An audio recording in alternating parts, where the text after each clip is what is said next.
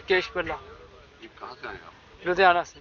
मेरा लड़का आया था मथुरा वृंदावन में, यश बिरला, ढोलक प्ले कर रहा था, सत्संग के साथ भजन कर रहे थे और नाव डूब गई उसमें, और लापता है, अभी तक मिला नहीं बच्चा मेरा।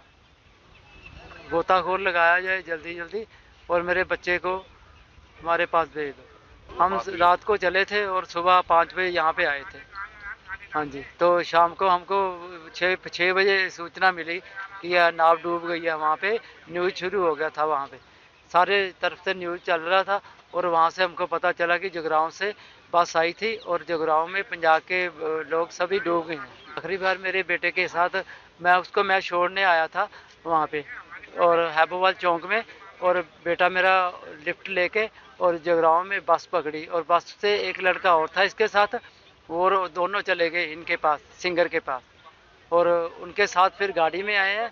तो यहाँ 3 बजे पता चला कि ये काम हो गया है।